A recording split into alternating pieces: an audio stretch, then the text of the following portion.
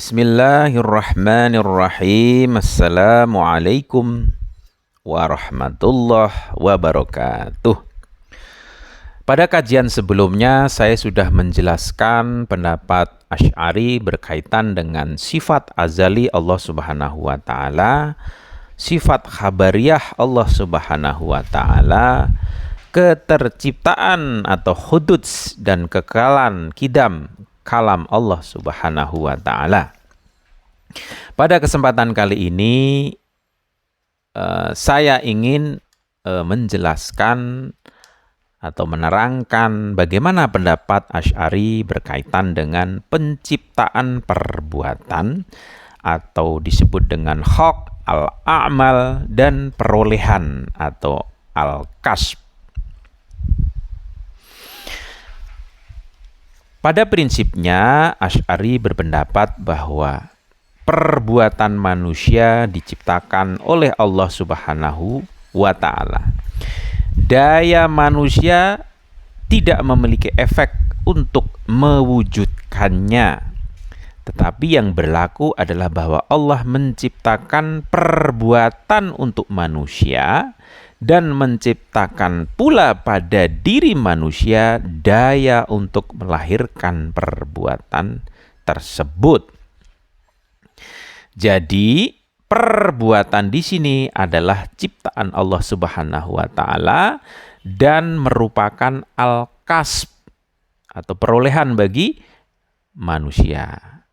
Dengan demikian, al-kasb memiliki pengertian kebersamaan perbuatan dengan daya manusia yang hadits baru atau ciptaan mengakibatkan apa? Kebersamaan antara perbuatan manusia dengan daya dan kehendak Allah Subhanahu wa ta'ala, dan bukan atas daya dan kehendak manusia itu sendiri.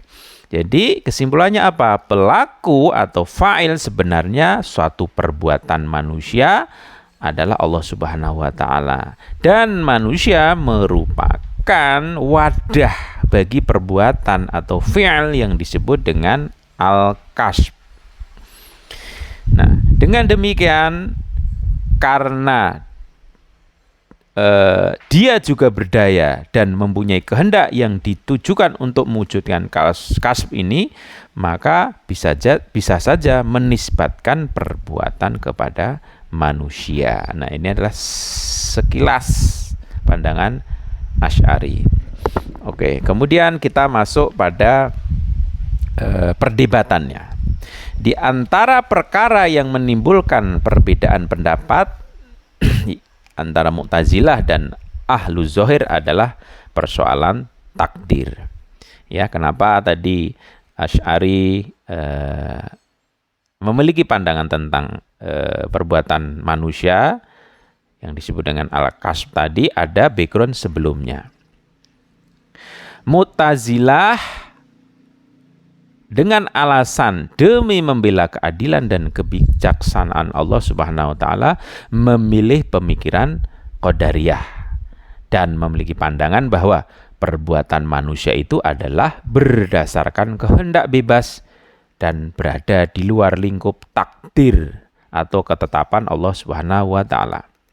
Mu'tazilah meyakini apa? Bahwa manusia itu sendiri yang menciptakan amal perbuatannya.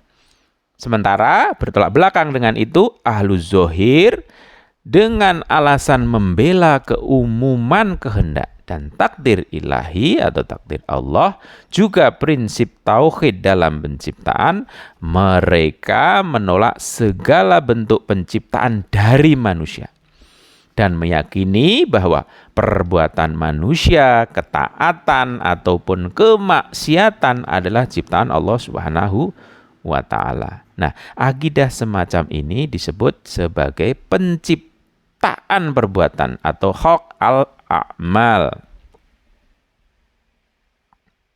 Kemudian kita masuk pada pendalaman pendapat Syekh Asy'ari yang sebelumnya saya sudah memberikan pengantar.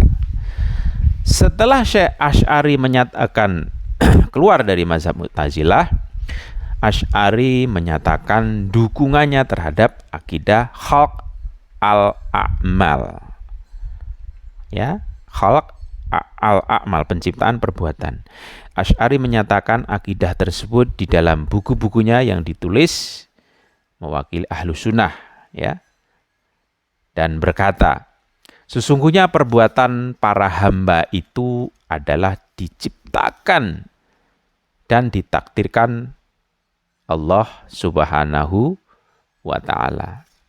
Tetapi di dalam upaya melakukan pembenaran atas teori kebebasan berkehendak atau ikhtiar dan terbebas dari kesalahan teori jabr atau keterpaksaan dalam perbuatan, maka Asy'ari memilih teori al-kasb yang menurut banyak pandangan peneliti mengatakan sebelumnya telah dikemukakan oleh Husain Najjar dan Dhirar bin Amr.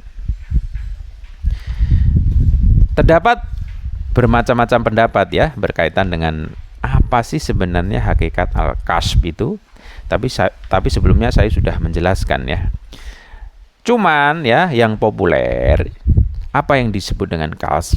Al-kasb adalah kebersamaan antara perbuatan dengan daya atau kudrah dan kehendak atau irodah manusia tanpa adanya pengaruh dari daya dan kehendak manusia pada perbuatan tersebut.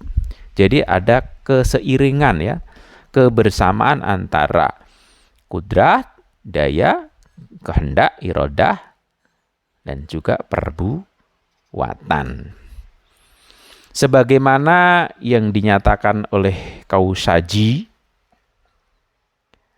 dan maksud dari al-kasb atau yang diusahakan itu adalah kebersamaan perbuatan manusia dengan daya dan kehendaknya, dan manusia tidak memiliki pengaruh atas perbuatan tersebut. Selain apa? Fungsi manusia hanya menjadi wadah bagi perbuatan tersebut. Di dalam kitab ya, dinyatakan dalam kitab Syarh Tajrid. Kemudian teori kasb ini ada yang menentang ya.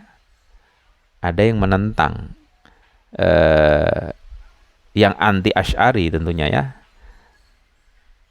Namun ya, sebagian peneliti Asy'ari juga menganggap pendapat ini juga tidak tepat.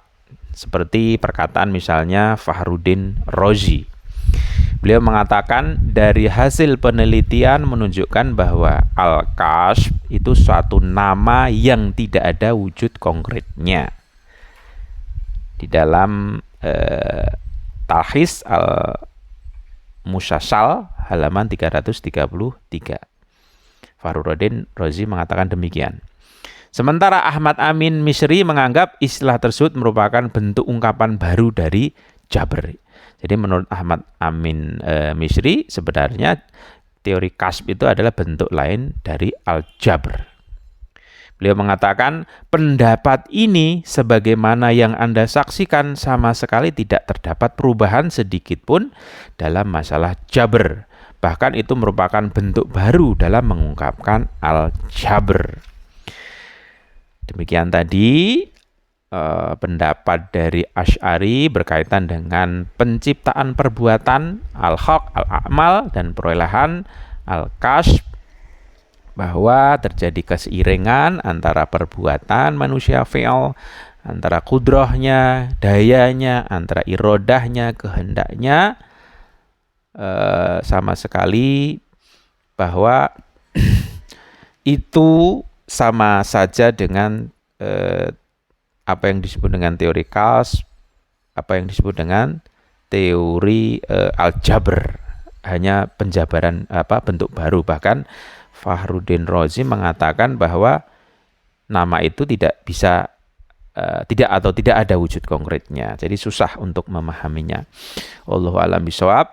Sekian, wassalamualaikum warahmatullahi wabarakatuh.